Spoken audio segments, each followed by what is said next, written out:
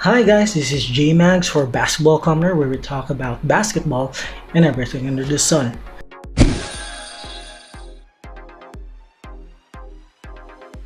So today we're gonna talk about Miami's 11-point win against the Lakers in Game 3 of the NBA Finals. Miami was led by Jimmy Butler with a triple-double, 40 points, 13 assists, 11 rebounds. Jimmy was just sensational. He was very aggressive in attacking the basket each and every time, right? So Miami went through to him, especially in the fourth quarter. I've always admired Jimmy as a player ever since I saw him in Chicago. I really like that he plays both sides of the court, right? So for this series, I'm really one of the few that thought Miami could win a couple games against the Lakers. Why? Because aside from they're the Eastern champs, Coach Spo is just a master of adjustments. So if you followed Coach Spo's career, especially in the finals way back, he really has a penchant for those adjustments, right? Now, do I think they could win the championship? I think it's gonna be hard since they're really overmatched, right? And they have two key players down, Adebayo and Dragic. They both play an important role for the Heat, so we'll see, right? So and then it took a 40-point game for Butler for Miami to win. So let's talk about the players and then the game. I don't know about you guys, but I feel like Kuzma is tentative on both offense and defense. So from what I've seen, I feel like he can do better. If Kuzma can, score more efficiently and doesn't have defensive lapses, I think the Lakers would not have any problems dispatching the Heat. From what I've seen, Miami's defense and ball movement is really better. And they're more aggressive now because for game 1 and 2, I really feel like the Lakers were able to shut down Hero, the guards. One thing I would say for the Heat was for this game, they were very lucky to win this game with Hero and Duncan Robinson struggling. Hero was just 1 for 8 at one point. Robinson was missing open 3-point shots here and there. He had defensive lapses as well, so he's a liability on defense. So I wonder how Coach Poe will adjust on that. For the Lakers side, we've talked about Kuzma already, a little bit tentative there. So he's making shots here and there, but I really feel he can do better. Caldwell Pope, hitting the board on a 3-point shot.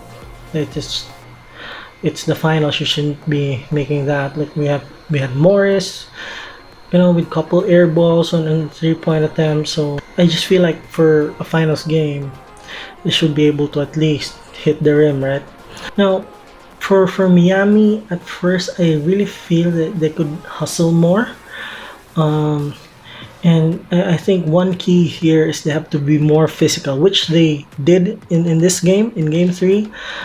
I feel that they can still do more. Why? Because I'm seeing fouls that are just, touch fouls and here and there. They should be able to, make their presence felt.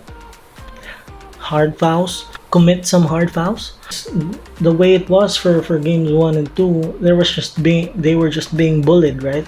So that's really something they have to work on. There was also one instance when Kendrick Nunn slipped in one fast break.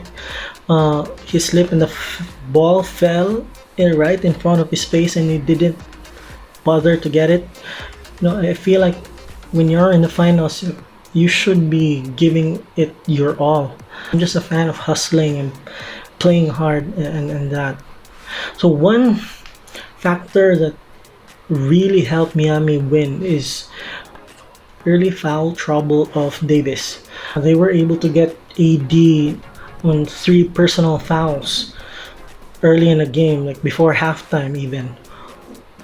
But I feel like one foul was not warranted. But in the third quarter, they also were able to get Davis fourth foul, which really affected the Lakers play because they're used to both LeBron and AD being aggressive, and now they can't.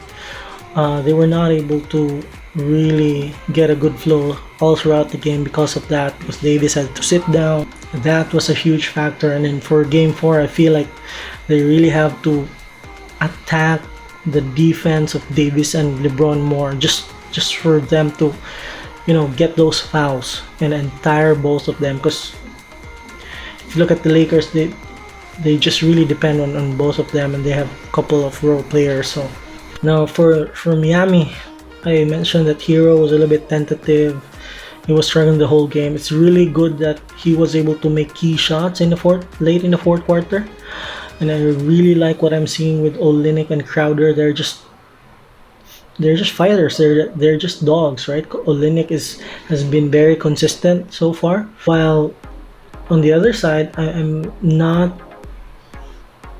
Danny Green is just MIA. Like it's not the Danny Green that I'm used to seeing, especially when he was with San Antonio or even with Toronto, right? So if he can contribute more, the Lakers would easily win. But it's not the Danny Green that I've grown to like as a player, and he has this thing when he drives and he shoots a floater that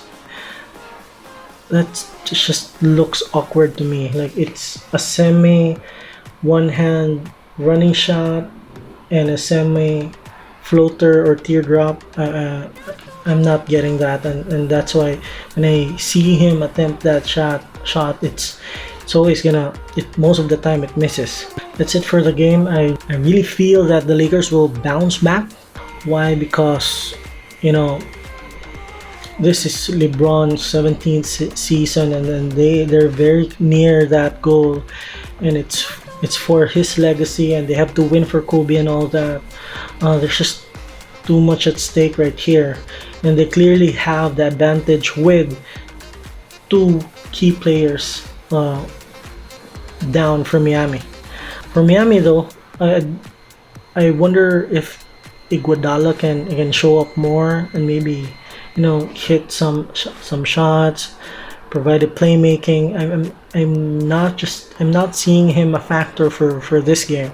But if Iguodala were to explode in the coming games, that would really give Miami a boost. And if Hero and Duncan can get their groove, and it's not entirely their fault though, because the Lakers are just are able to defend them, taking away those open shots and all that.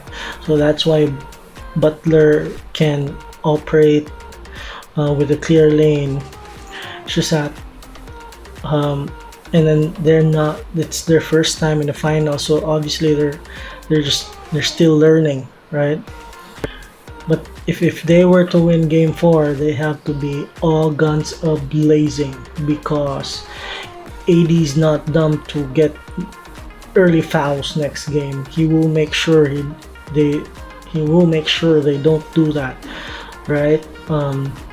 Frank Vogel's a good defensive coach. He will make sure to adjust and corral Butler and make the other players scorers, and make the other players make plays and score.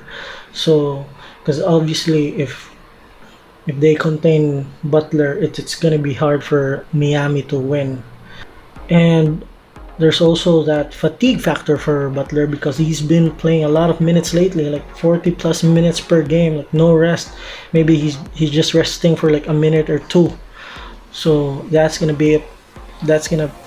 play a factor as the series progresses. So we'll see. I think that's my review for Game 3. Please hit the subscribe button, like the video, comment below. Again, this is Jmagz. Peace.